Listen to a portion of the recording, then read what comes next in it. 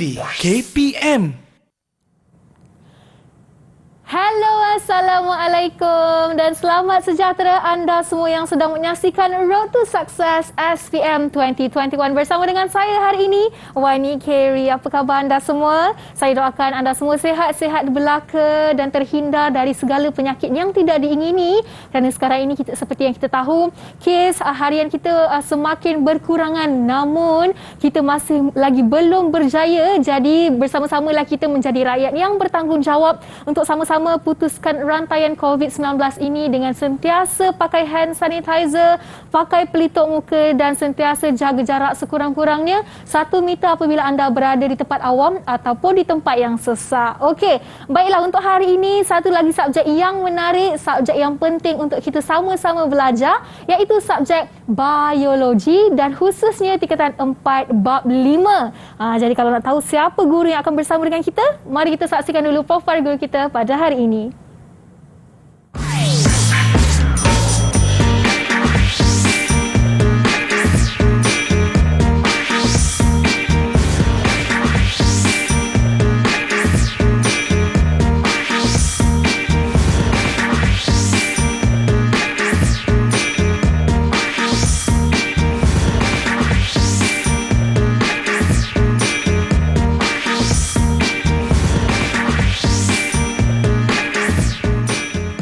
Learning by doing, itu dia cogan kata yang dipilih oleh guru kita hari ini. Kita persilakan dalam studio Road to Success bersama dengan kita Cikgu Zamimah. Assalamualaikum Cikgu, apa khabar? Wani. Alhamdulillah Cikgu sihat. Sihat Alhamdulillah. Bertemu lagi kita Cikgu. Betul. Tu dia. Okey, untuk hari ini seperti yang mereka semua tahu, Cikgu merupakan guru biologi dari Sekolah Sultan Alam Shah Putrajaya. Tapi sebelum kita nak mengetahui lebih lanjut apa yang ingin Cikgu ajarkan, Wani seperti biasalah, Wani akan jemput semua tetamu kita untuk pergi ke meja istimewa yang disediakan di sini, untuk kita sama-sama membuat sanitasi tangan. Jadi Wani nak bagi Cikgu pakai dulu. Okey, terima kasih Wani. Ini sebagai langkah pencegahan awal COVID-19. Kalau dah pakai, dan Wani pun nak pesan dekat Cikgu, seperti sebelum ni kita agak berbeza sedikit. Namun sekarang ini kita akan kekal memakai pelitup muka sepanjang rancangan ini berlangsung. Betul, itu yang terbaik. Okey, sekarang ni kita mungkin nak tahulah apa subjek yang akan Cikgu fokuskan hari ini. Baik, hari ini Cikgu akan fokuskan, masih lagi kita dalam mata pelajaran biologi tingkatan 4. Cuma hari ini Cikgu akan fokuskan bab 5. Okey.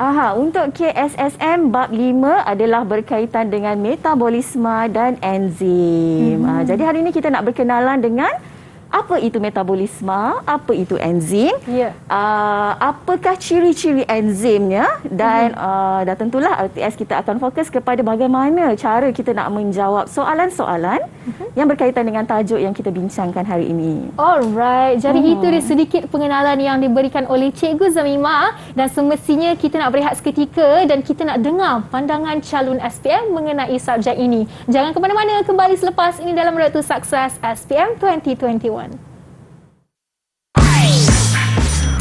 Didik TV KPM. Assalamualaikum dan salam sejahtera buat sahabat calon-calon SPM 2021. Cabaran kita untuk menghadapi SPM kali ini memang besar, tapi saya pasti semua pihak telah berusaha sehabis baik untuk memastikan kita memperoleh yang terbaik. Berikan tumpuan pada usaha kita. Saya yakin dengan cabaran yang kita sedang tempuh ini akan menjadikan kita lebih matang dan bersedia untuk menghadapi SPM kali ini, terutama subjek biologi yang pastinya subjek yang unik dan menarik. Assalamualaikum dan selamat sejahtera kepada semua penonton. Anda sudah bersedia untuk SPM? PDPR memang mencabar, namun kita bertuah Didik TV antara medium pembelajaran yang menarik yang boleh kita manfaatkan, terutamanya bagi subjek biologi. Biologi merupakan subjek kegemaran saya. Walaupun ada kalanya terasa sukar untuk menguasai konsep yang dipelajari, guru-guru sering meyakinkan saya bahawa dengan teknik-teknik pembelajaran yang tepat, saya pasti dapat menguasainya. Selamat berjaya untuk semua calon SPM 2021. Assalamualaikum dan salam sejahtera. Biologi merupakan subjek yang sangat menarik bagi saya. Hal ini kerana subjek ini amat berkait dengan kehidupan seharian kita. Topik enzim misalnya akan memberikan kita kefahaman tentang bagaimana bahan seperti sabun pencuci dapat memudahkan urusan seharian kita. Akhir kata, saya ingin mengucapkan selamat maju jaya untuk semua calon SPM 2021. Didik TV KPM. Didik TV KPM. Bertemu kembali dalam Road to Success SPM 2021 bersama dengan saya Wani Kheri, serta masih kita bersama lagi dengan Cikgu Zami Muhammad Johari dari Sekolah Sultan Alam Shah Putrajaya. Tapi di sini Cikgu Wani nak bagi tahulah, seperti biasa bukan hanya kita berdua di studio, Ya, betul. kerana kita akan sama-sama menjemput sekolah pilihan hari ini dan kita akan bersama dengan 4 orang pelajar dari Sekolah Sultan Alam Shah Putrajaya. Mari kita persilakan mereka semua. Assalamualaikum. Hai, apa khabar? Pelajar semua, boleh ambil mikrofon tu. Nak juga dengar suara awak semua. Apa khabar semua? Sihat? Okey, alhamdulillah. Alhamdulillah. Okey, hari ini kita ada 4 orang jejaka yang tampan di depan saya. Semua jejaka sekolah cikgu. Semua jejaka dan berbaju Melayu. Tu dia. Kita nak berkenalan lah dengan mereka semua. Apa kata kita persilakan Danish dulu untuk memberitahu nama dan umurnya sekali. Silakan. Nama saya Muhammad Danish bin Latif dan saya berumur 17 tahun. Moto saya sentiasa tidak mengalah. Aha. Alah. Disertakan dengan moto sekali. Moto sekali. Ya? Okey, baik. Seterusnya kita nak tanya Nafis. Nama saya Muhammad Nafis Hafizi bin Muhammad Izam. Umur saya 17 tahun. Moto saya, demi maruah Panji di Julang, demi alam Syah kita berjuang. Itu dia. Semangat. Okey, bagus. Seterusnya Asri. Bismillahirrahmanirrahim. Nama saya Muhammad Asri bin Rosdan, umur 17 tahun. Dan moto saya, be the best among the best. Alhamdulillah. Okey. Dan akhir sekali kita ada Zafri. Assalamualaikum. Nama saya Muhammad Zafri Hakimi bin Abdul Latif.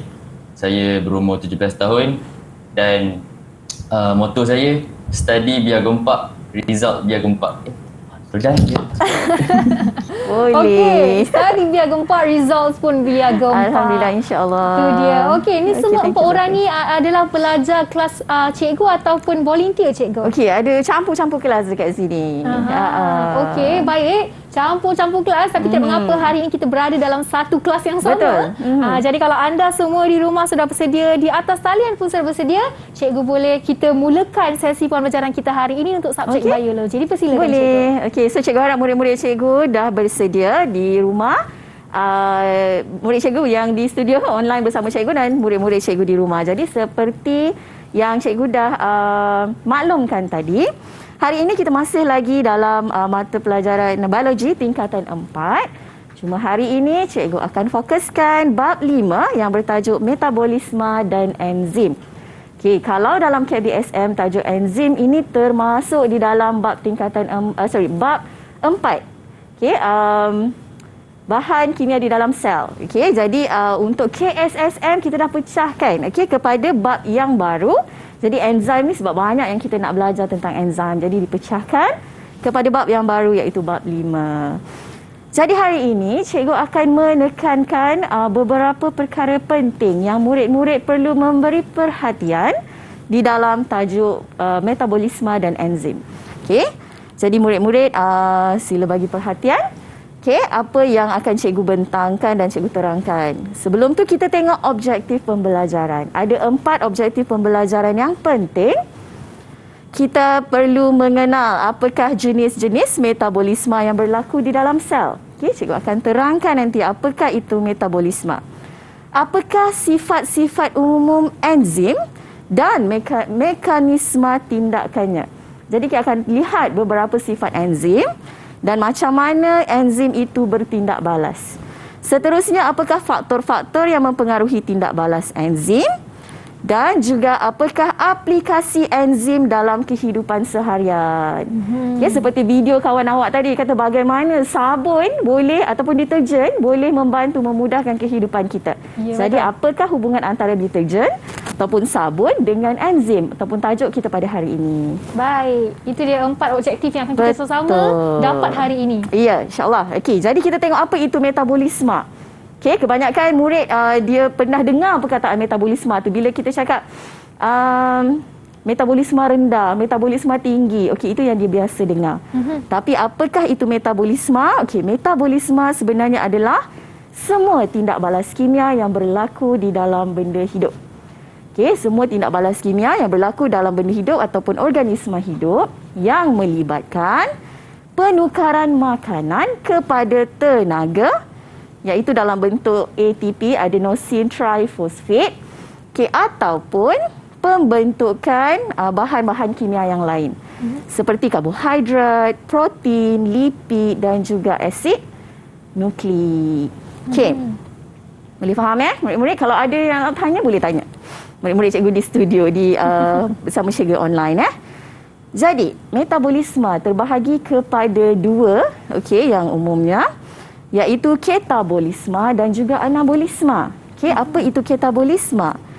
Ketabolisme merupakan proses penguraian. Macam cikgu cakap tadi, metabolisme adalah tindak balas kimia. Jadi, ada tindak balas kimia yang menguraikan bahan yang kompleks kepada bahan yang simple atau ringkas, dan ada tindak balas kimia yang mencantumkan ataupun membentuk bahan yang kompleks daripada bahan yang lebih ringkas. Okey, jadi katabolisme adalah proses penguraian.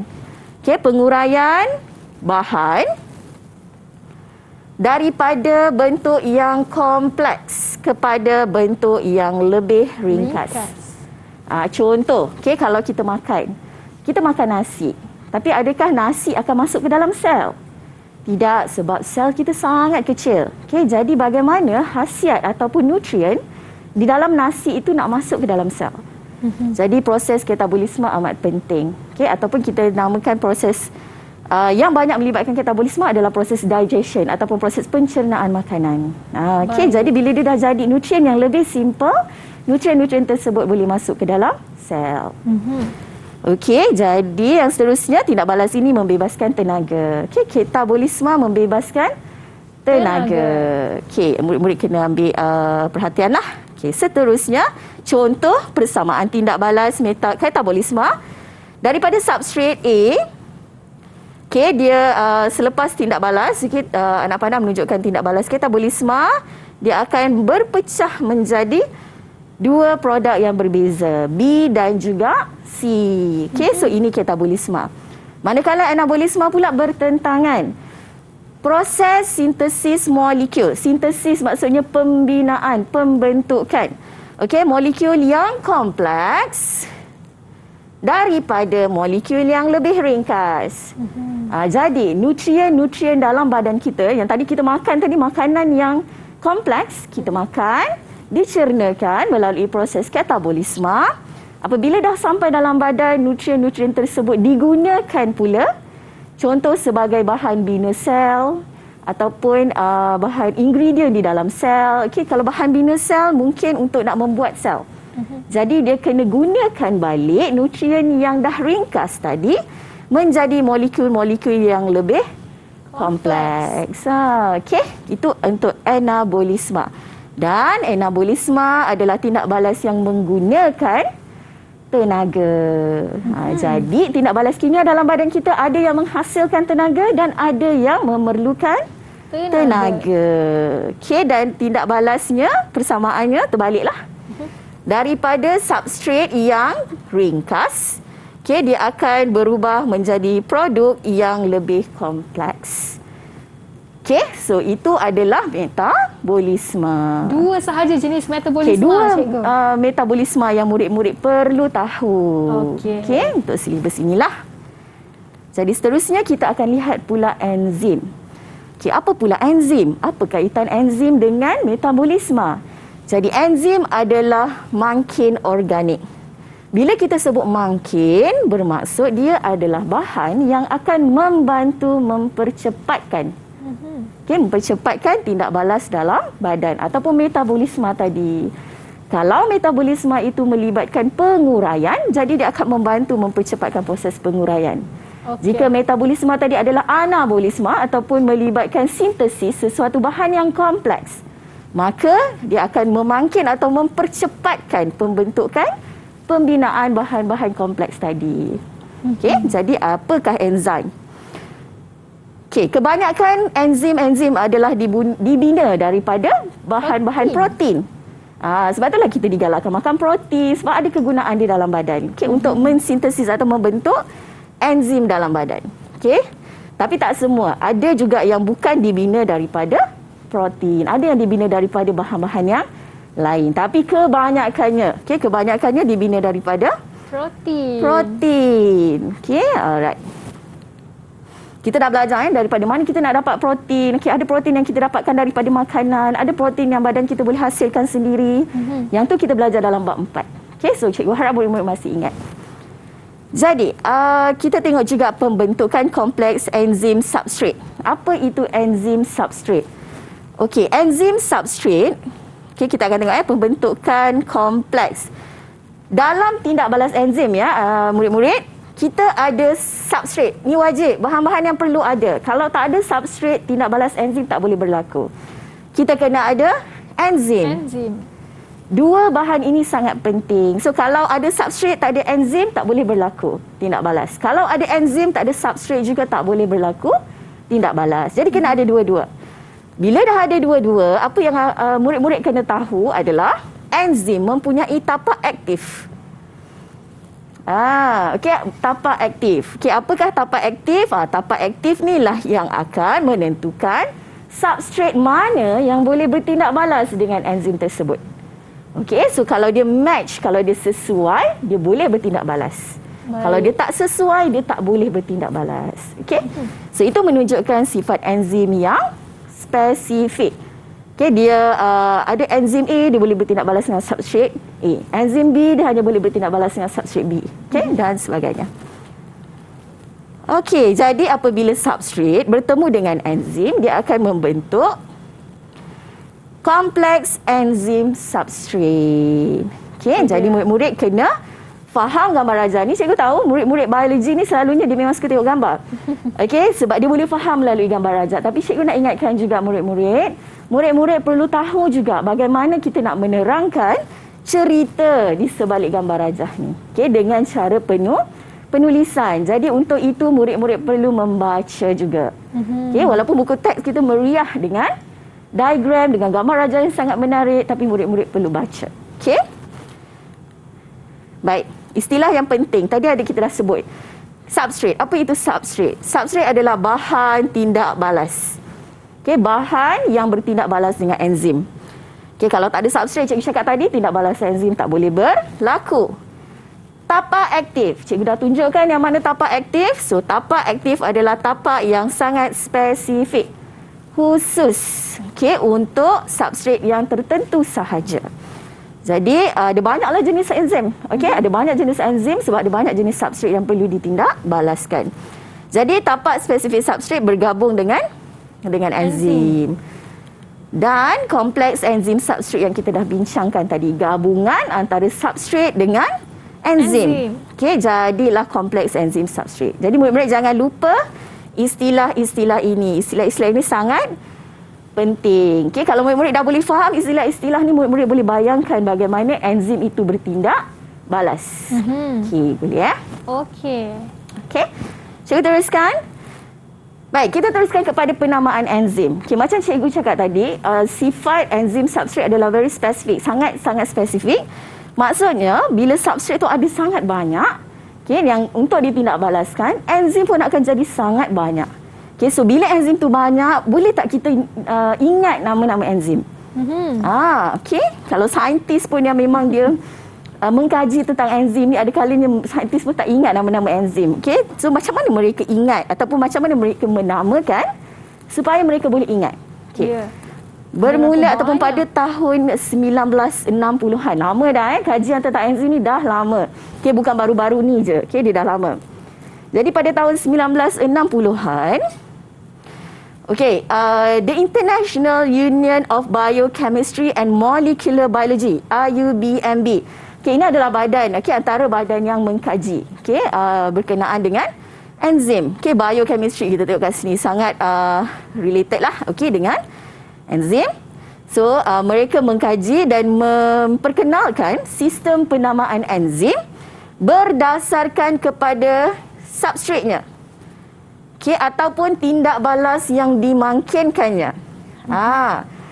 Jadi, bila ada enzim baru yang ditemui, okey, saintis ni berbincang, kita nak bagi nama apa dekat enzim ni. Okey, kalau dulu-dululah masa mula-mula enzim ditemui, okey, semualah berebut nak bagi nama dia, nak bagi nama anak dia lah, nak bagi nama ikut suka dia. Lama-lama, okay, semakin lama dia jumpa enzim baru, makin lama makin banyak. Ya. Okay, lama-lama mereka pun tak ingat dah nama-nama enzim ni, apakah tindak balas dia, apakah substrat yang ditindak balaskan. Okay, kemudian tu yang dikeluarkan sistem ini ataupun diperkenalkan sistem penamaan. Okay, jadi bila saintis menemui enzim, dia akan tengok substrat apa yang ditindak balaskan ataupun tindak balas apa yang dibantu. Okay, berdasarkan substrat dan tindak balas inilah enzim itu dinamakan. Okay, so contoh yang paling dekat dengan kita. Okay, contohnya kita ada laktosa. Okay, laktosa. Okay, kalau kita tengok dekat sini, ini adalah proses katabolisme. Okay, ataupun proses pemecahan. Okay, daripada substrat yang kompleks, laktosa ni lebih kompleks Okay, dengan kehadiran air. Okay, air ni dia tak termasuk dalam substrat, dia adalah bahan yang sampingan yang membantu tindak balas. Dan dia ditindak balaskan oleh enzim yang dinamakan laktase. Laktase. Kan kita tengok substrat dia laktosa, okay, dan enzim dia adalah laktase. Sama, cuma dia tukar yang belakang ni, daripada osa ni, okay, dia tukar jadi ASE. ACE. Yang ni kita namakan suffix ASE. Okey. Kemudian laktosa akan dipecahkan menjadi glukos dan juga galaktosa. Okey, yang mana glukos dan galaktosa ni adalah gula yang lebih ringkas. Ya. Jadi kalau lebih mudah ingat, okey, apakah enzim yang bertindak balas dengan laktos ataupun laktosa? Laktase. Kan? Lebih mudah ingat. Jadi penamaan ini sangat membantu saintis ataupun kita yang belajar ni untuk mengingati nama-nama enzim. Okey. Itu dia untuk penamaan enzim. Jadi pelajar atas talian, setakat ini semua masih okey? Muka tu nampak serius betul dari tadi tu. Okey, boleh fokus lagi Okey, cikgu belum tanya lagi ni, lepas ni cikgu tanya. Okey, jom kita sambung cikgu. Okey. Baik, kita teruskan. Yes, penambahan ASE tadi pada nama substrat. Jadi kalau yang tak ada ASE dekat belakang tu, mungkin enzim-enzim itu adalah antara yang terawal yang dijumpai. Jadi tidak dinamakan berdasarkan sistem ini.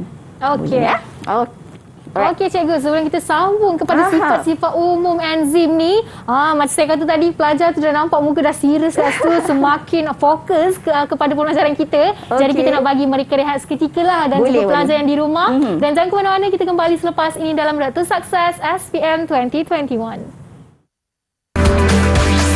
Didik TV KPM.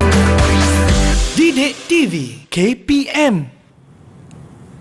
Bertemu kembali dalam Road to Success SPM 2021 bersama dengan saya Wani Keri serta cikgu kita hari ini, Cikgu Zamimah, dan juga 4 orang pelajar dari Sekolah Sultan Alam Shah Putrajaya untuk sama-sama kita belajar subjek biologi, khususnya dalam subtopik metabolisme dan enzim. Betul. Okey cikgu, kita nak sambunglah sesi pembelajaran kita hari ini. Selepas penamaan enzim, kita ada apa pula cikgu? Jadi tadi cikgu dah tukar slide dia, cikgu harap memberi cikgu tak perasan sebab cikgu nak tanya. Okey, lepas ni kita nak tengok sifat-sifat enzim. Okey, ada banyak sebenarnya sifat-sifat enzim. Jadi murid-murid perlu kenal sifat-sifat enzim ni, barulah murid-murid faham bagaimana enzim itu bertindak balas. Okey, dan macam mana enzim itu bekerja. Jadi cikgu minta murid-murid cikgu sebut seorang satu apa yang awak ingat tentang sifat-sifat enzim. Boleh? Okay. Siapa nak mula dulu? Saya dulu juga. Okey. Siapa tu? Kita minta Nafiz dulu lah. Nafiz dulu. Okey, Nafiz. Satu dulu. Sifat umum yang saya ingat dia pemangkin biologi. Okey, enzim adalah pemangkin biologi. Alright, nanti kita tengok Okey, next. Siapa yang nak bagi? Danish. Okey, Danish. Yang kedua adalah bertindak dengan pantas. Enzim bertindak dengan pantas. Okey, lagi ada yang nak cuba lagi? Asri. Okey, Asri. Enzim ni dia diperlukan dalam kuantiti yang kecil sahaja, tidak banyak. Enzim diperlukan dalam kuantiti yang sedikit atau sangat sedikit sebenarnya. Okey, boleh kita tengok nanti betul ke tak dan seterusnya. Zafri. Seorang lagi siapa? Okey. Kebanyakan enzim ni tindak balas dia berbalik. Kebanyakan enzim tindak balas berbalik. Apa itu tindak balas berbalik? Nanti kita cuba bincangkan. Okey. Jadi kita tengok pada slide yang cikgu dah sediakan. Sifat-sifat umum enzim. Sebenarnya ada banyak. Okey, so murid cikgu dah sebut 4. Kita tengok adakah ada dalam senarai cikgu ni. Okey, enzim adalah pemangkin biologi. Okey, betul. Okey, ada sebut tadi, okey, pemangkin biologi. Apa yang cikgu cakap tadi, pemangkin. Pemangkin adalah bahan yang membantu, mempercepatkan sesuatu tindak balas. Sama ada katabolisme ataupun anabolisme.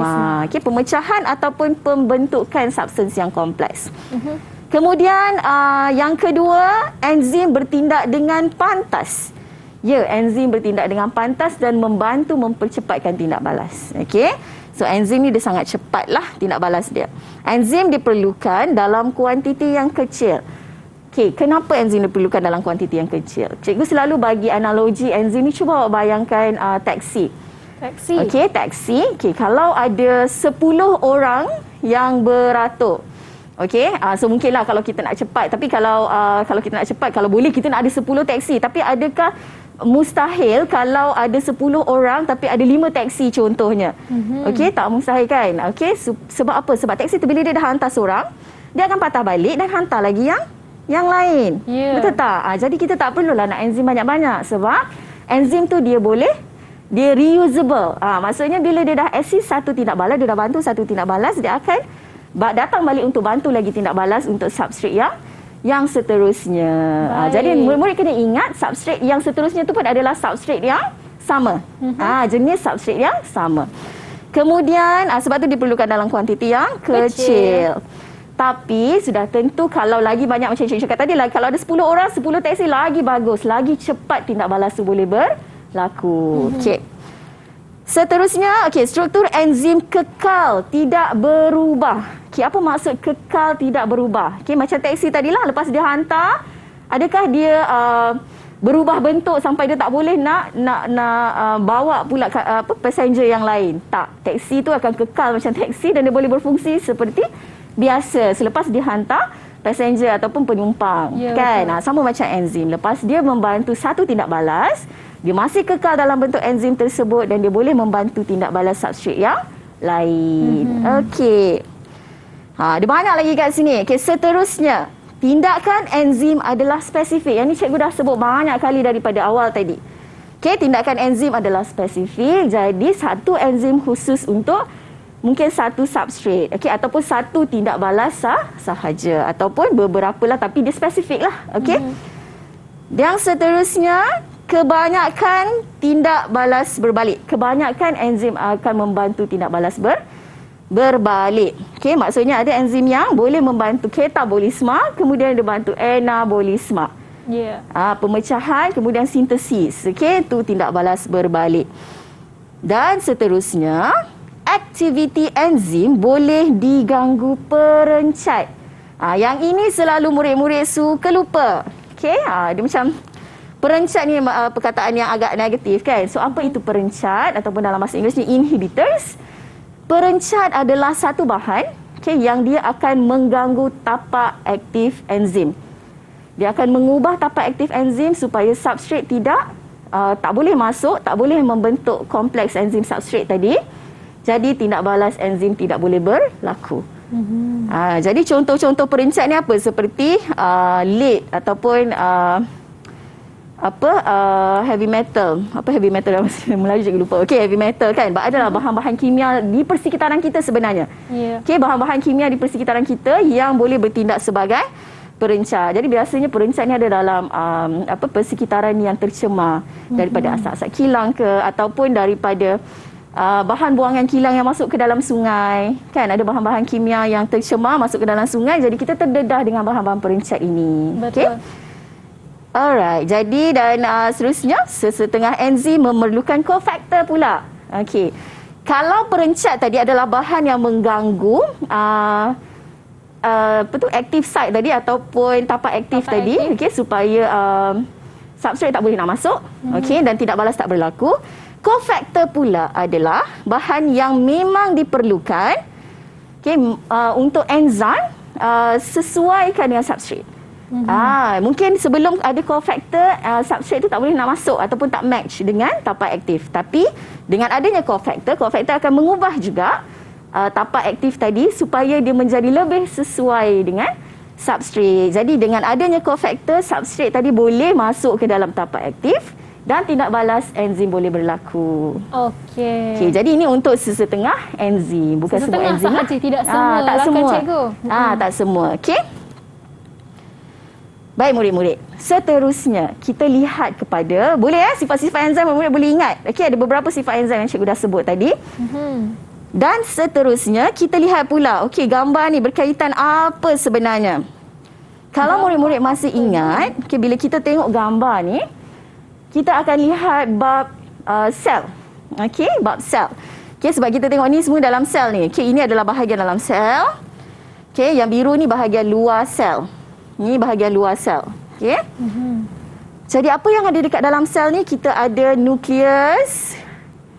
Okey, so ada liang nukleus dekat sini, ada membran nukleus. Okey, lepas tu sebelah nukleus kita ada jalinan endoplasma kasar.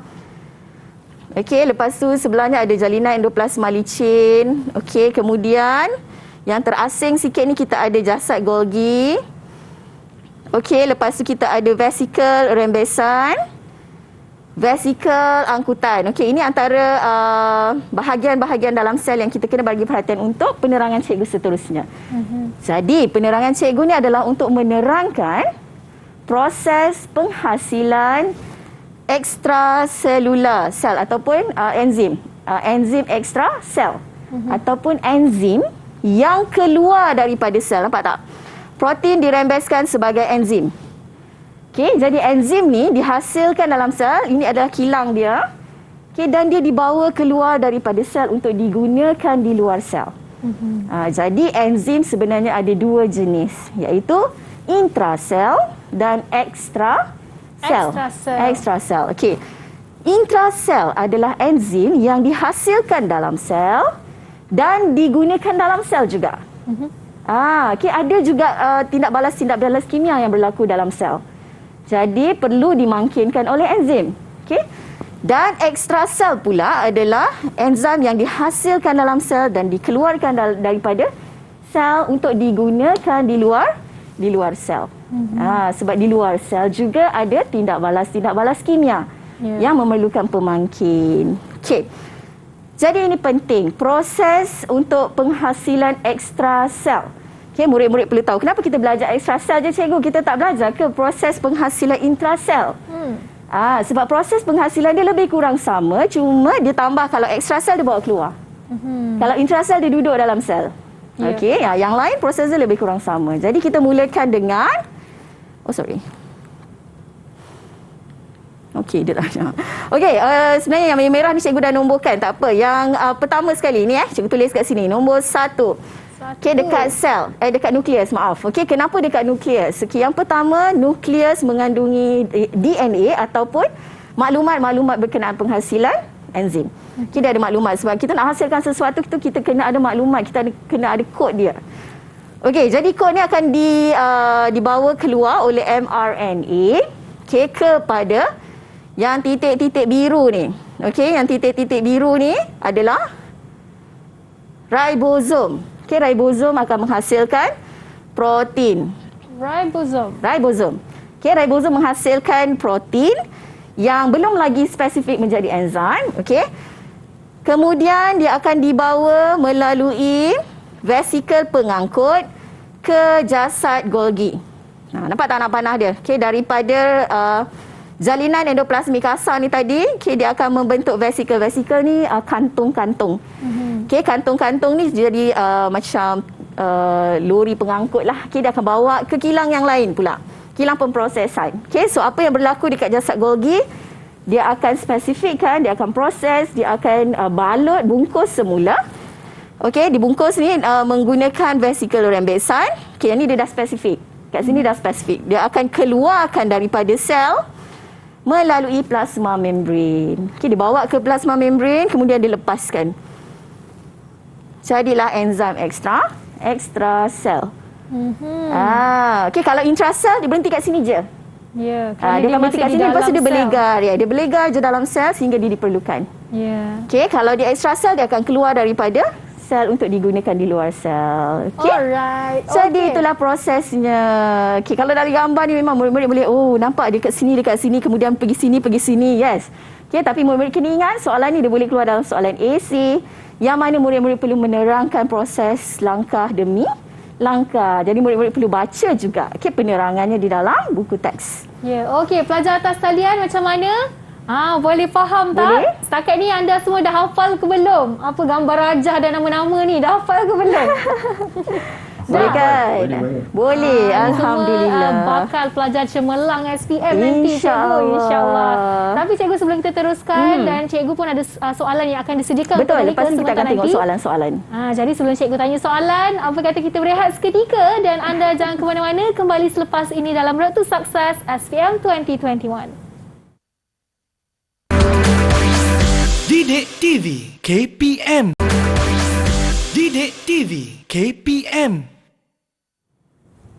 Kembali dalam Road to Success SPM 2021 bersama dengan saya Wani Kerry dan masih lagi bersama dengan Cikgu Zamimah dan 4 orang pelajar hari ini dari Sekolah Sultan Alam Shah Putrajaya. Okey, untuk segmen yang terakhir ni cikgu, apa yang akan kita sama-sama tengok selepas ini? Okey, cikgu akan lepas ni cikgu akan tengok kepada faktor-faktor sikit. Okey, kita akan pergi laju sikit faktor-faktor, kemudian kita akan pergi kepada contoh-contoh soalan. Mungkin ada beberapa soalan yang kita akan bincangkan. Alright, mari kita cikgu. Jadi, sebelum tu kita tengok mekanisme tindakan enzim yang dinamakan mangga dan kunci. Okey, yang ni semua murid dah faham. Cikgu rasa tak sukar sangat. Cuma dia daripada gambar rajah, dia menerangkan tentang bagaimana enzim itu bertindak balas. Jadi murid-murid tengok balik bagaimana nak menerangkan tentang hipotesis mangga dan kunci. Kenapa hipotesis ni dihasilkan? Kerana mungkin tak nampak, kebanyakan kita selain daripada saintis mungkin tak nampak bagaimana enzim itu bertindak balas. Jadi diilustrasikan dalam bentuk gambar rajah supaya kita lebih faham. Ya. Kemudian ada 4 kesan ataupun faktor yang mempengaruhi enzim yang murid-murid dah tahu. Kita highlightkan semula. Antaranya adalah kesan suhu. Bila kita tengok faktor, kita akan tengok graf. Jadi murid-murid ingatlah bentuk graf. Kesan suhu, biasanya suhu yang optimum untuk enzim adalah 30 ke 40 darjah Celsius. Kemudian graf untuk kesan pH, dia ada banyak graf kat sini. Kenapa? Sebab dia melibatkan pH yang spesifik untuk enzim-enzim yang tertentu. Dalam kes ni dia ada 3 graf sebab ada 3 enzim yang diterangkan dekat sini. Ni untuk amylase, neutral.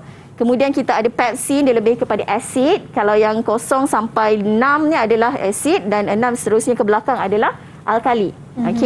Jadi yang hijau ni adalah trypsin. Contoh ini adalah contoh. Dan setiap enzim dia ada pH yang sesuai masing-masing. Jadi itu kesan pH. So ini cikgu nak tunjukkan enzim yang ternyah hasil. Apa yang dinamakan ternyah hasil, macam kita tengok temperature tadi ataupun suhu, apabila dia lebih daripada 60 darjah Celsius, bentuk dia akan berubah dan fungsi dia hilang. Bagaimana bentuk dia berubah? Macam inilah, daripada enzim, bentuk enzim yang asal, dia terurai. Jadi dia tidak dapat menjalankan fungsi asal dia. Jadi enzim itu telah rosak. Dikatakan telah rosak ataupun ternyah asli. Ternyah asli.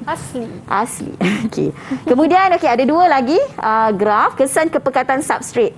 Macam cikgu cakap tadi. Kalau ada lagi kalau ada 5 taksi, ada 1 penumpang. Perjalanan taksi itu boleh berlaku sekali. Kalau ada 2 penumpang, perjalanan taksi itu boleh berlaku 2 serentak. Kalau ada 5 taksi, 5 penumpang, 5 perjalanan boleh berlaku serentak. Jadi semakin tinggi substrate, semakin tinggi tindak balas enzim boleh berlaku. Tetapi kalau ada 5 taksi, ada 10 penumpang, dia akan constant. Ataupun dia akan kekal kadar dia, iaitu satu masa 5 taksi je boleh berjalan. Lepas tu kena tunggu untuk dia kembali untuk bawa passenger yang lain. Kemudian untuk kepekatan enzim pun sama. Kalau ada 10 penumpang, ada 1 taksi, 1 perjalanan je boleh berlaku satu masa. Kalau ada 10 penumpang, ada 5 taksi. Jadi lagi banyaklah perjalanan boleh berlaku. Sama macam enzim, lagi banyak enzim, lagi banyak tindak balas boleh berlaku. Tetapi dia juga boleh Constant. Kan? Okey, bila mana ataupun dia boleh constant ataupun dia boleh berhenti tindak balas apabila dah tak ada penumpang, apabila dah tak ada substrate. Jadi dia tak ada tindak balas kat situ. Dan macam mana kita nak tingkatkan? Kita kena tingkatkan substrate lah dekat sini. Okey, barulah tindak balas enzim tu boleh terus berlaku. Okey. Jadi murid-murid boleh tengok semula graf-graf ini. Okey, kita pergi kepada soalan contoh. Macam yang cikgu cakap sebelum-sebelum ini, okey, kita ada soalan biologi, biasanya dia akan disertakan dengan stimulus. Okey, stimulus. Jadi stimulus tu kita kena tengok, okey, adakah dia dalam bentuk gambar rajah ke, dalam bentuk jadual ke, dalam bentuk penyataan ke. Okey, dalam kes ini dia dalam bentuk gambar rajah. Ini yang cikgu tunjuk tadi, ini adalah hipotesis, mangga dan kunci. Okey. Jadi soalannya, okey, biasanya soalan awal dia akan dimulakan dengan tahap rendah lah. Namakan. Namakan je. Diminta namakan P dan Q. Siapa boleh tolong cikgu jawab? Apa itu P, apa itu Q? Cikgu tunjuk balik soalan. Namakan P yang ni dan Q. Dan Q. Okey, siapa nak cuba? Dua markah. Dua markah dekat situ. Okey, Danish. Okey, Danish. Silakan. P adalah sukres, Q adalah glukos. Okey, sebab dia dah tunjuk dekat sini sukres. Okey, jadi ini enzim Sukres adalah enzim dia. So P adalah sukres. Sukres. Okey. Sekejap cikgu tengok balik Okey, sukres. Okey, maaf mungkin tersilap. Okey, P adalah sukros lah sepatutnya sebab enzim dia adalah sukres. Okey, so P adalah sukros ataupun sukrosa. Pembetulan kat situ. Dan hasil dia tadi adalah apabila sukrosa dipecahkan melalui tindak balas enzim, hasil dia adalah glukosa ataupun fruktosa. Sebab dia label tadi dia minta satu je.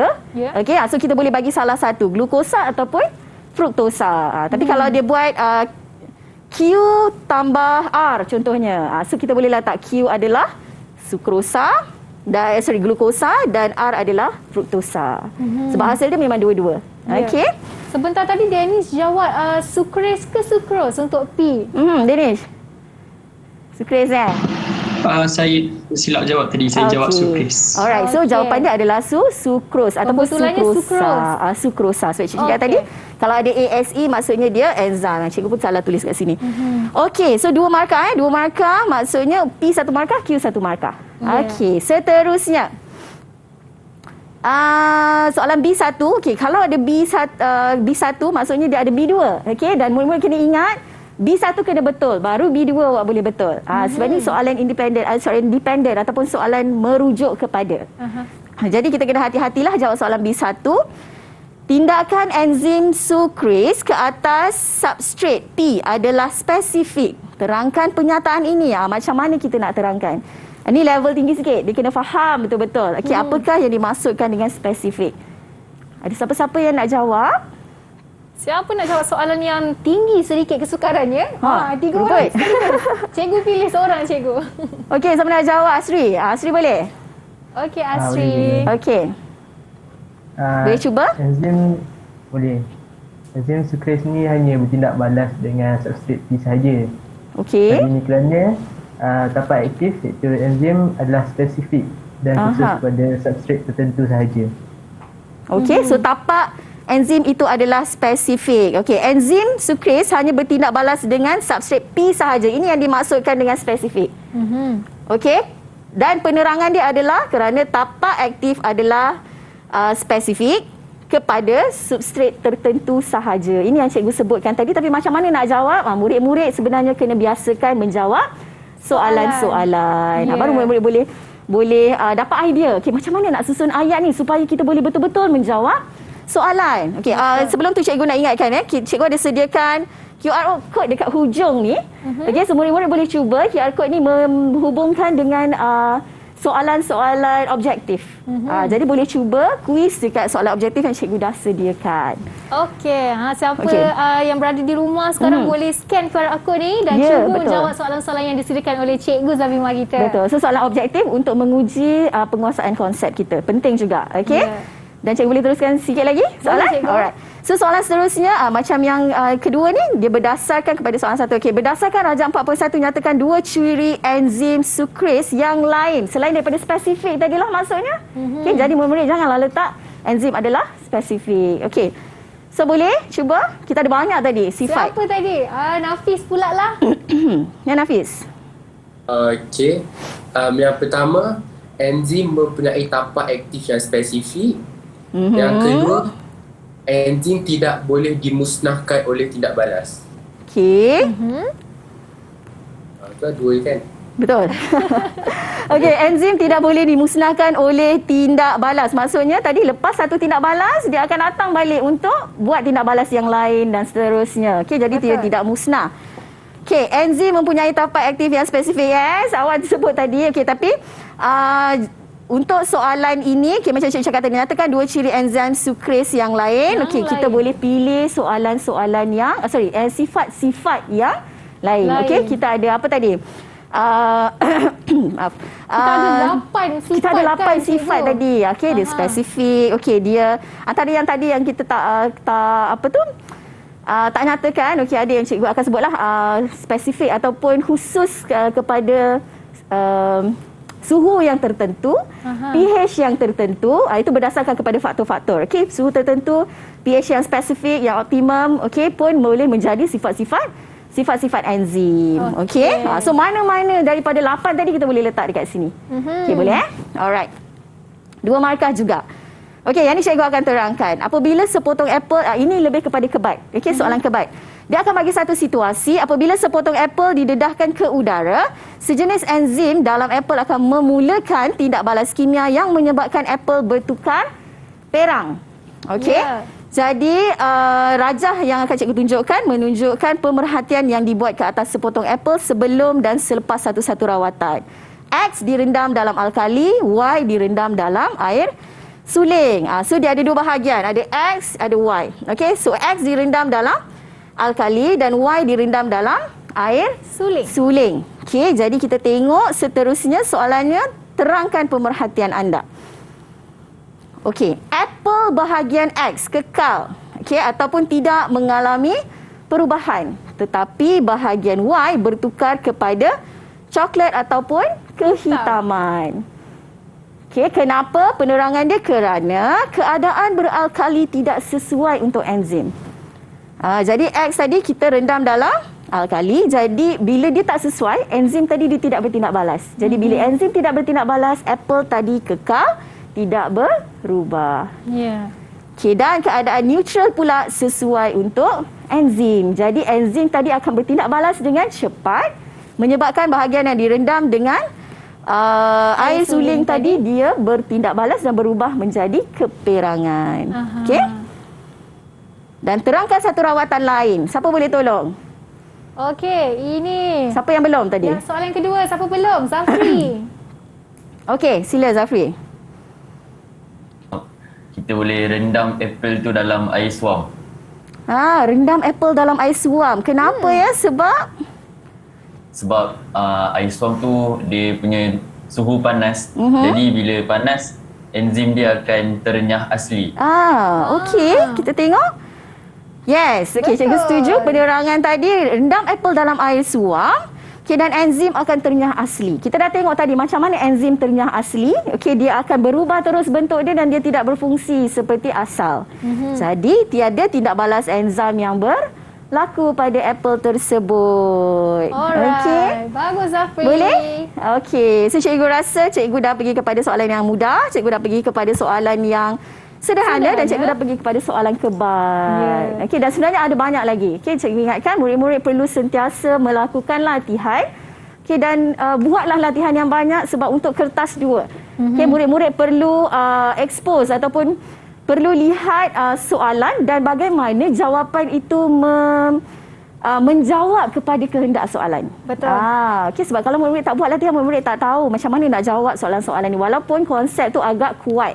Murid nak kuat tapi nak menyusun ayat tu pun adalah satu kemahiran yang sangat penting. Betul. Apa yang penting kena sentiasa buat latihan ulang kaji berulang-ulang kali supaya kita dapat idea macam mana nak menjawab sesuatu soalan itu. Betul. Okey, jadi itulah sahaja pembelajaran kita untuk hari ini. Topik subjek biologi dan subtopiknya metabolisme dan enzim.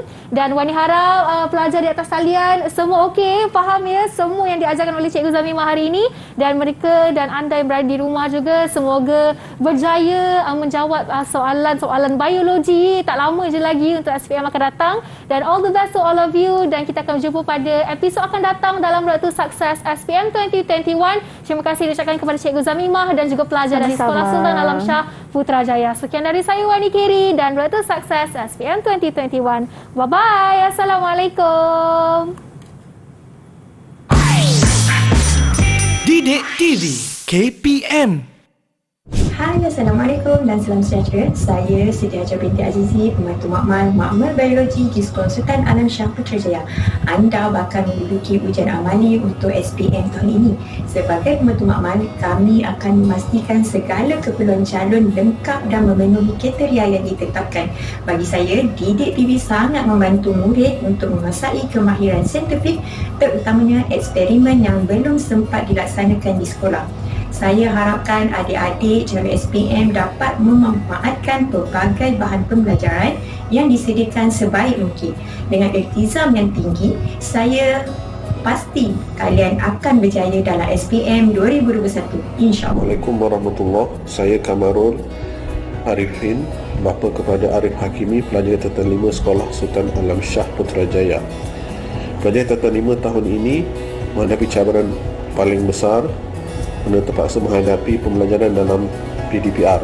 Walau bagaimanapun, saya percaya dan yakin guru-guru dapat menggalas tugas ini dengan amat berkesan.